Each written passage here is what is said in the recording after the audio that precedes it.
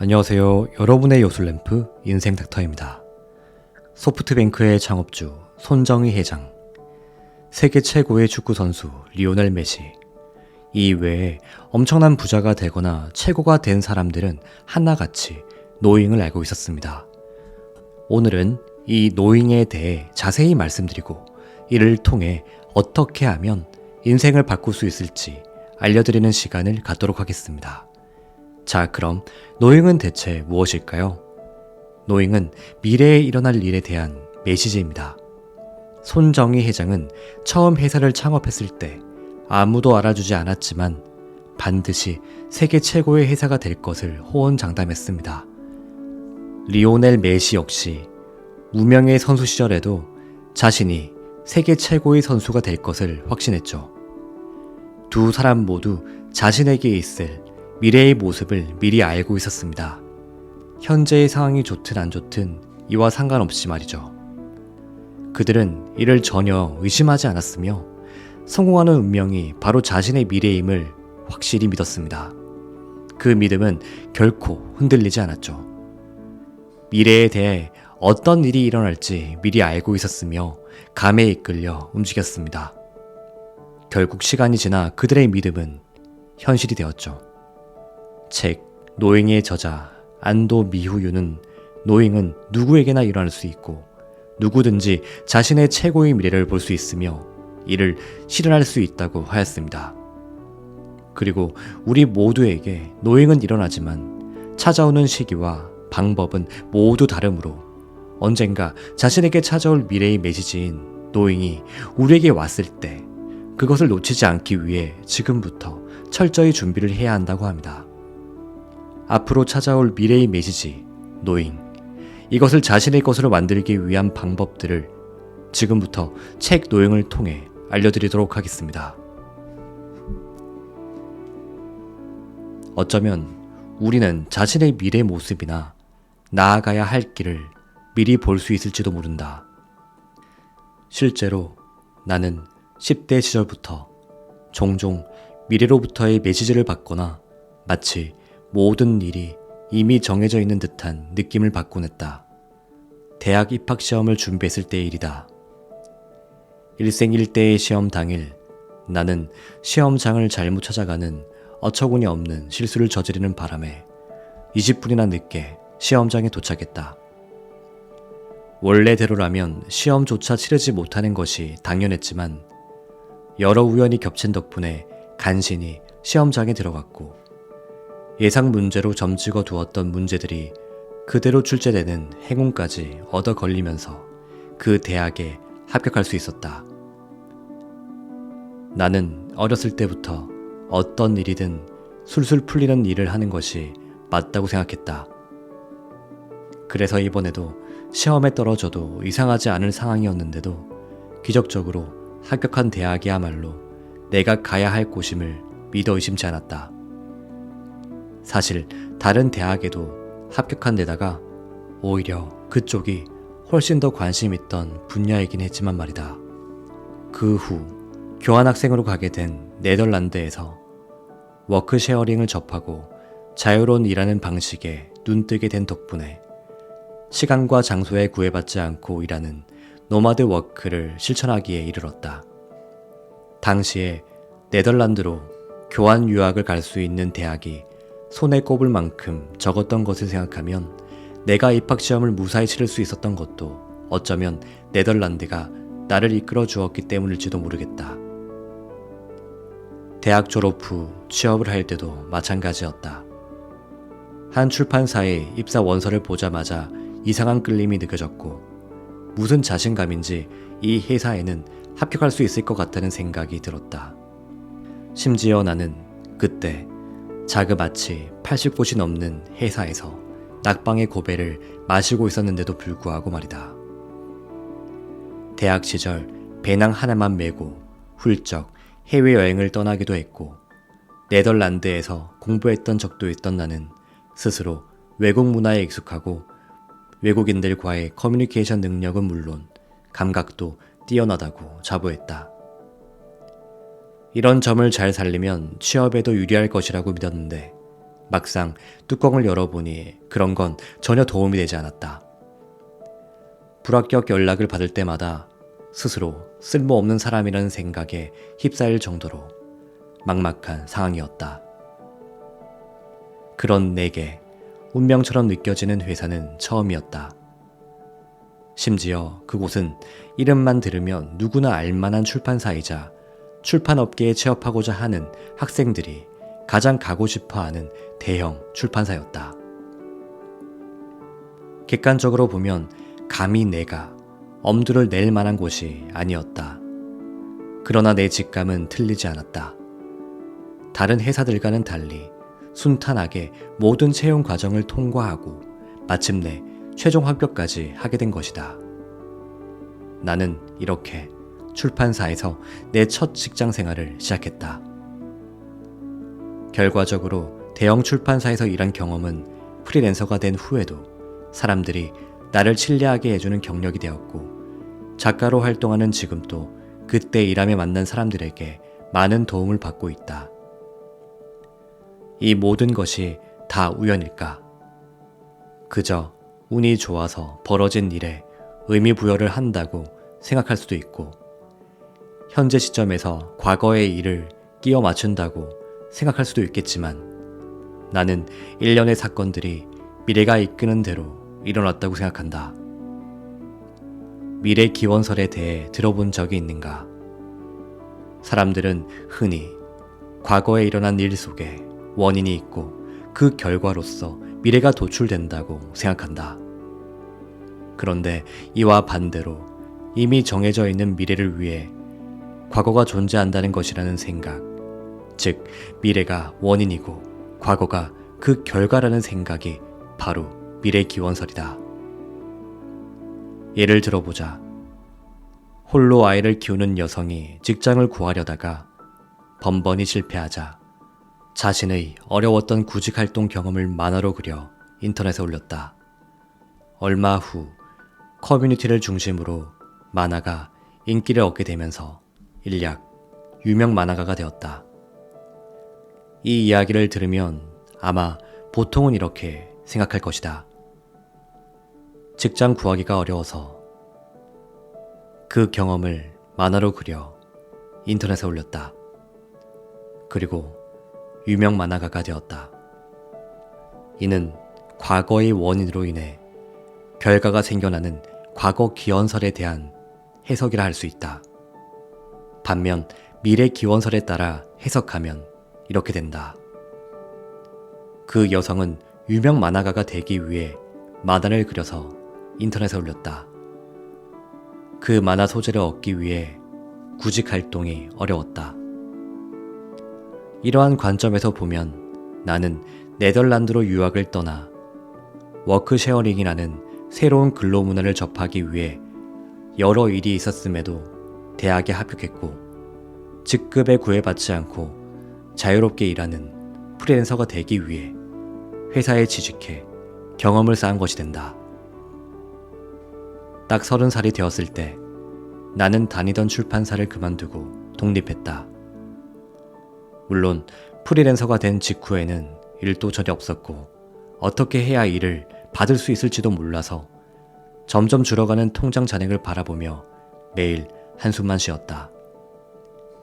앞길이 막막한 채로 반년을 보내고 나니 이대로는 안 되겠다는 위기감이 들었고, 그때 문득 이거라면 할 수 있겠는데 하고 떠올린 것이 바로 SNS였다.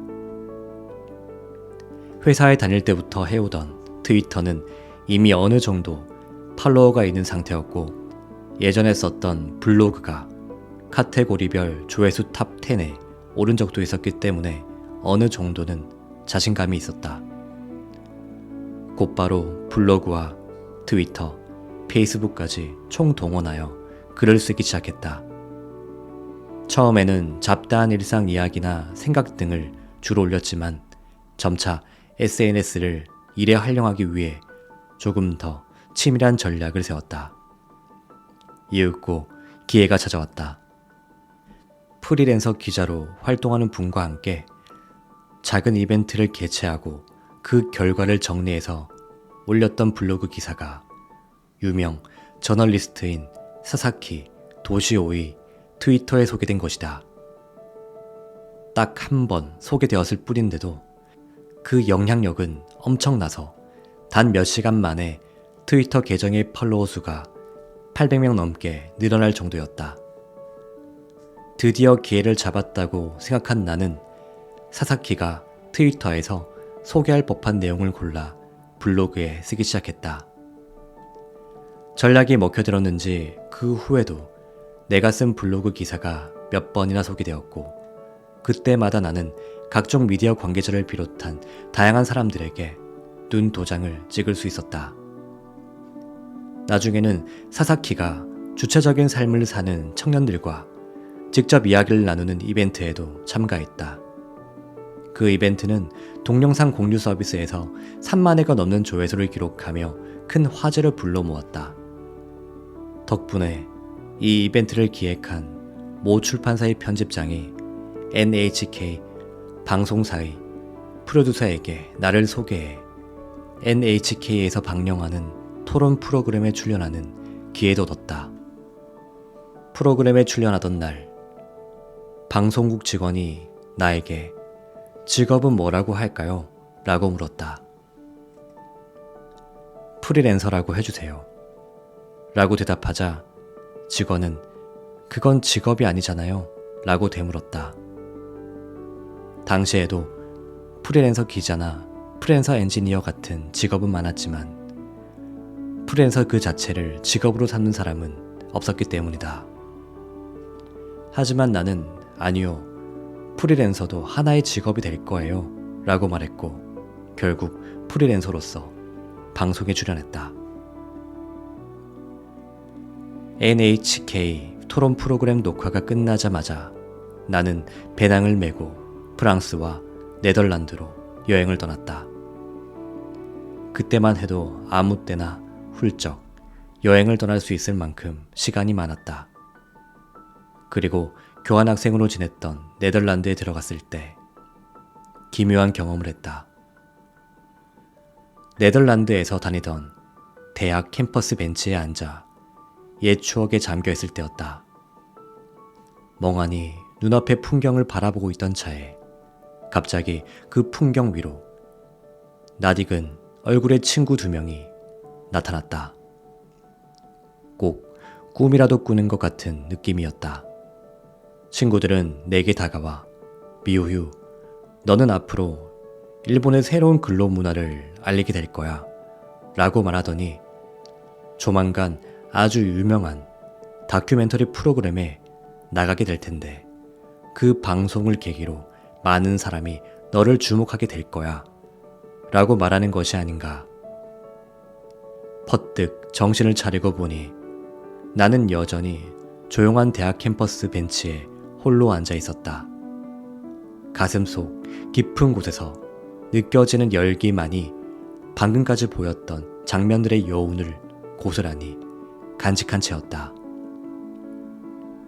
이때 보았던 기묘한 비전은 네덜란드에서 일본으로 돌아온 지 며칠 만에 진짜 현실이 되었다.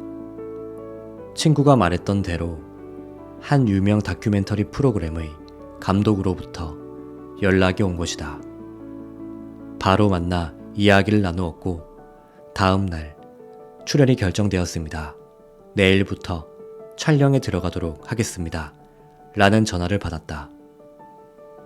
너무나 갑작스럽게 진행되는 일들이 꿈처럼 느껴졌지만 네덜란드에서 미래로부터의 메시지를 받았기 때문인지 정말 내가 출연해도 되는 걸까? 라는 불안이나 두려움은 그리 크지 않았다. 오히려 내게 주어진 사명을 다하겠다는 마음가짐으로 첫 촬영에 응했다. 사실 내가 미래로부터의 비전을 본 것은 네덜란드에서가 처음이 아니었다. 대학에 입학하고 얼마 되지 않았을 때였다. 캠퍼스에서 친구와 수다를 떨고 있었는데 갑자기 대화가 끊긴 순간 눈앞의 비전이 재생되기 시작했다. 뉴욕이 연상되는 대도시의 풍경 속 스카이라인이 펼쳐지는 가운데 유난히 빛나는 한 세련된 고층 아파트 방에서 키보드를 두드리는 내가 보였다. 그때만 해도 노트북을 많이 쓰지 않던 시절이라 컴퓨터는 대부분 데스크톱 형태였고 나도 개인 노트북이 없었다. 그런데 그 장면 속 내가 쓰던 컴퓨터는 요즘 많이 쓰는 아주 가벼운 노트북에 가까운 형태였고 유심히 살펴보니 내 얼굴도 40대 정도로 보였다. 당시 나는 노마드 워커라는 말조차 알지 못했고 훗날 어떤 일을 하고 싶다는 뚜렷한 목표도 없었다. 하지만 그 장면을 보자마자 아, 나는 언젠가 저렇게 되겠구나 하는 확신이 들었다. 컴퓨터 하나만 들고 다른 나라에서 일하다니 정말 멋지잖아 라며 어엿한 커리어 우먼처럼 보이는 내 모습에 감탄하기도 했다. 내 인생은 그때 보았던 비전에 차근차근 가까워졌다. 어떤 일을 달성하기 위해서는 에너지가 필요하다. 무언가 하고 싶다. 손에 넣고 싶다. 라는 간절한 욕망. 때로는 후회나 분노 같은 부정적인 감정에서 비롯한 강렬한 생각. 반드시 바꾸고 싶다. 꼭 이루고 말겠다는 소망과 의지. 그리고 이를 바탕으로 한 행동력이 에너지의 양을 증가시키는 원천이다. 에너지의 양은 성공을 위한 필수 조건이나 다름없다. 욕망의 크기, 노력의 양, 신념의 정도가 클수록 에너지의 양도 많아지고 아무리 어려운 상황이 닥쳐도 극복할 수 있다. 그러나 에너지가 많다고 무조건 성공할 수 있다는 것은 아니다. 에너지의 양만큼이나 중요한 것이 바로 에너지의 질이다. 에너지의 질은 공헌의 단계, 사명의 단계와 연관되어 있다.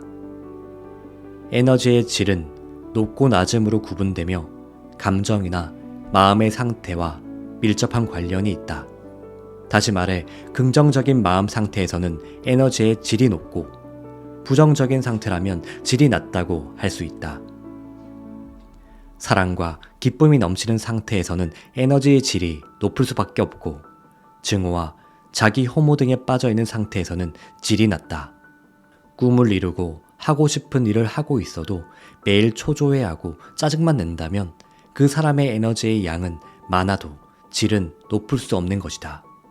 에너지의 양이 많고 질도 높으면 그 사람은 행복한 성공을 이룬 사람이다. 에너지의 질은 높은데 양이 적은 사람은 사랑과 편안함을 느끼지만 욕망이 적어 별로 행동하지 않기 때문에 사업을 해도 크게 성공하지 못할 가능성이 크다. 반면에 에너지의 양은 많은데 질이 낮은 사람은 욕망이 많고 행동력과 전파력이 뛰어나서 압도적인 카리스마와 존재감을 자랑하지만 스스로에 대한 믿음이나 타인에 대한 감사와 같은 긍정적인 감정을 느끼지 못하기 때문에 가정이나 직장에서 문제가 끊이지 않고 우여곡절로 많은 인생을 보낼 확률이 높다. 이처럼 행복한 성공을 이루려면 반드시 에너지의 질과 양 모두를 중요시해야만 한다. 노잉은 에너지의 질이 높을 때 더 자주 일어난다. 불평, 불만이나 분노처럼 부정적인 감정에 빠져 있을 때는 노잉을 느끼기 힘들다. 그래서 이 책에서는 감정 상태를 긍정적으로 변화시키고 에너지의 질을 높이기 위한 다양한 방법을 소개하려 한다. 노잉이 언제 일어날지는 아무도 모른다. 하지만 내 경험에 비추어 봤을 때 각자의 인생에서 가장 중요한 순간에 일어난다는 생각이 든다. 내 경우에는 회사를 그만두고 프리랜서가 되기로 마음먹었을 때부터 SNS를 활용해 일하는 방법이 떠올랐고 그 뒤로 다양한 일들이 시작되었다. 먼저 프로필을 작성하는 강의를 들으면서 스스로 장단점을 정확하게 파악했고 정보 수집과 인맥 형성을 위해 각종 세미나와 이벤트에 참여해 3,000명이 넘는 사람들과 소통하기 시작했다. 이렇게 다방면으로 노력했기에 앞서 말했던 것처럼 많은 사람들에게 주목받을 수 있었고 마침내 유명, 다큐멘터리 프로그램에 출연한다는 노행을 접할 수 있었던 것이 아닐까. 노행이 찾아온 이후에는 떠오른 아이디어를 행동에 옮길 때마다 어김없이 새로운 일과 사람들로 이어졌다. 마치 나를 기다리고 있던 것처럼 문이 열렸고 새로운 문이 열릴 때마다 무한하게 넓은 세계가 눈앞에 펼쳐지는 듯한 짜릿한 기분이 들었다. 노잉은 내 마음대로 일으킬 수 없다.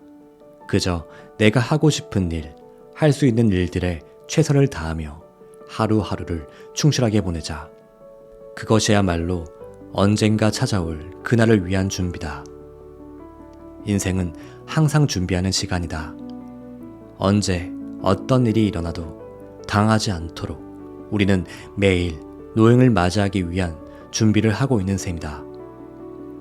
준비의 시간이 끝나고 노행이 찾아오면 여러 가지 일들이 한꺼번에 닥쳐올 것이다. 감당하기 힘들 만큼 엄청난 속도로 꿈꾸던 일들이 실현될지도 모른다. 걱정할 필요 없다. 모든 일이 술술 풀리는 흐름 속에 몸을 맡기면 나도 모르는 사이 완전히 새로운 세계에 도착했을 테니 말이다. 이것이야말로 노행의 묘미가 아닐까.